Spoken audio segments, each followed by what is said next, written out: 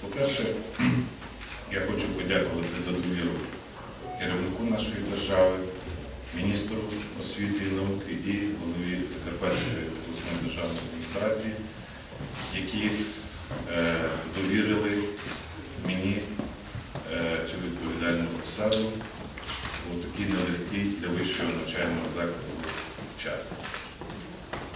Зупинюся тільки на основних ключових моментах, які, мабуть, турбують всіх, і випереджаючи запитання журналістів, бо окремої прес-конференції ми давати не будемо.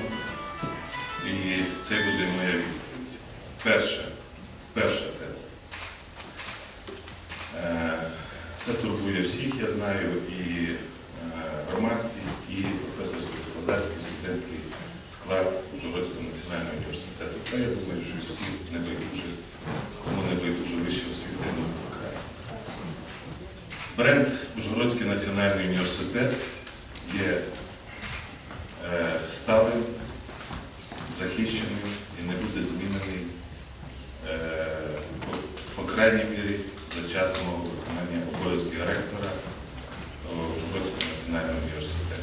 Це моя альма-матер, і я поважаю і з великим задоволенням і з повагою відношуся до всіх, кому це дорогий бренд, і я його міняти не збираюся. Я думаю, разом ми це також будемо захищати, але я думаю, нема від кого захищати.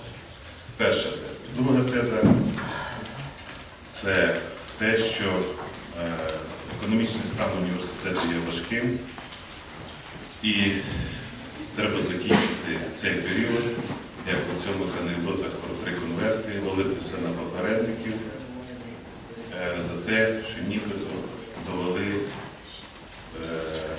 до такого економічного стану нашого альма-матер. Я 20 років проробив в університеті, пройшов всі щабелі в Ужгородському державному університеті від лаборанта, старшого викладача, асистента, доцента, докторанта, і вже коли захищав докторську дисертацію, перейшов на іншу роботу, організував новий вуз в нашому місті. І я думаю, що в цілому, якщо в цілому розглянути, то те, що була здорова конкуренція між двома університетами,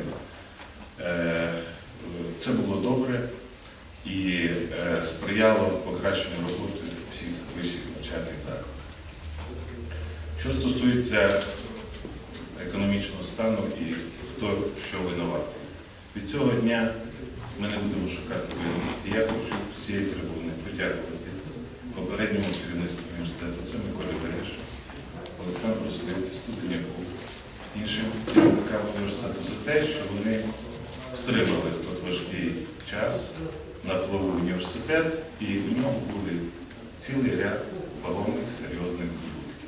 Я також хочу подякувати попереднику Миколи Миколаївича, він зараз є в Москві, я з ним говорив, Русину Василю Івановичу, який хоч і короткий час працював ректором університету, але також зробив дуже-дуже багато для його становлення, розвитку змісту.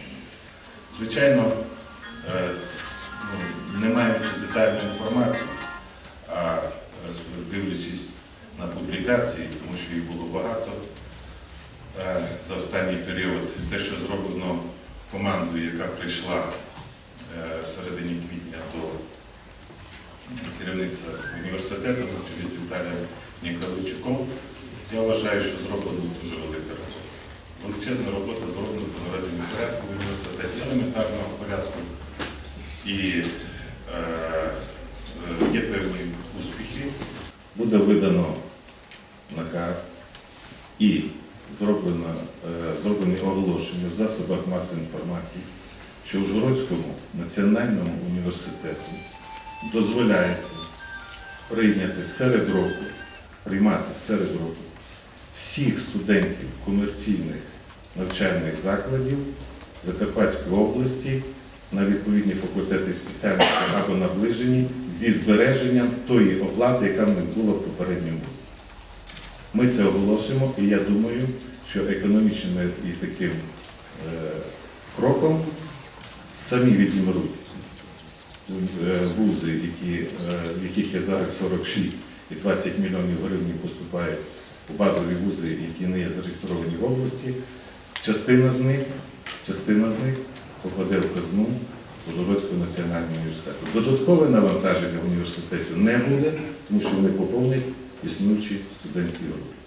По моїм підрахункам, якщо ця кампанія вдасться, я думаю, що ми разом це зробимо. Я сподіваюся на вашу підтримку і агітацію з цього приводу, то приблизно ми до нового опалювального сезону отримуємо близько 5 мільйонів гривень за рахунок поступлення, бо це всі платні студенти.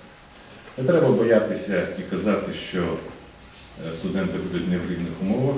Ми виконуємо закон України, яким передбачено, що студент, який вступив на навчання, йому плата за навчання не може змінюватися впродовж усього терміну навчання. Тому ми беремо їх з тої оплати.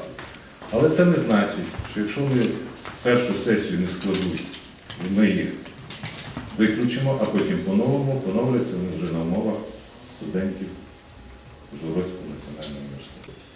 В вищих навчальних закладах корупції не може бути за означенням. Є дрібне хабарництво, оплата, якісь домовленості. Тобто це не можна назвати словом корупція, хоча такі негативні явища є, і ми про це знаємо. Другим наказом, який буде підписано мною в понеділок, це ми накладаємо мораторій з понеділка, накладаємо мораторій на відрахування студентів. Це буде наказ і в Закарпатському державному університеті, і в Ужгородському, на відрахування студентів з числа лав університету за неуспішність. Ми не будемо відраховувати студентів за неуспішність. Хай учаться стільки років, скільки хочуть. Це також погоджено. У мене багато ще є напрацювань взагалі і таких новацій. Сьогодні просто п'ятниця, після обіду я не хочу стримати вашу увагу. Хотів би ще декілька таких формальних, не формальних, а можливо питань, які на слуху у університеті. Я не хотів це при засобах масової інформації говорити, а вже скажу. Питання будоражить громадськість про так звану вирішову квартиру. Скажіть мені, будь ласка, 7 років працював ректор, ну що він має гуртожитку жити? Та хай собі там живе. Єдине, чи його діти, його сім'я, єдине, переглянемо питання паперові про приватизацію, можливо, зробимо переоцінку, скільки там тисяч гривень, 100 тисяч гривень, 80. Так як всі, або 90% тут присутніх, як приватизували свої квартири? Що дорожче заплатили? Значить, ми це питання піднімати не будемо, знімаємо це питання. Цей будинок коло філфаку передаємо присутньому на баланс меру, і хай його утримує, знімаємо з балансу університету, хай займається місто цими квартирами. Цей дом ніколи не був навчальною спорудою. Це моя думка. Якщо я помиляюся, не знаю, будемо з юристами радитися. Дорікань про так звану забудову, закону, позазаконну, незаконну на територіях університету, в тому числі будинки, житлові будинки на так званому барі. Якщо хочете знати мою думку, всю територію забудувати нормальними будинками, будувати столову, чи університетські наші, в першу чергу, хай живуть і будуються. Ні, віддати городу. Ми зробимо там нормальне містечко. Кожен будинок має прибудинкову територію, хай заплатить, її облагородимо і будемо мати якесь живе університетське містечко. І на цьому треба поставити крапку на спекуляціях про незаконне, нібито будівництво, яких житлових будинків десь немає.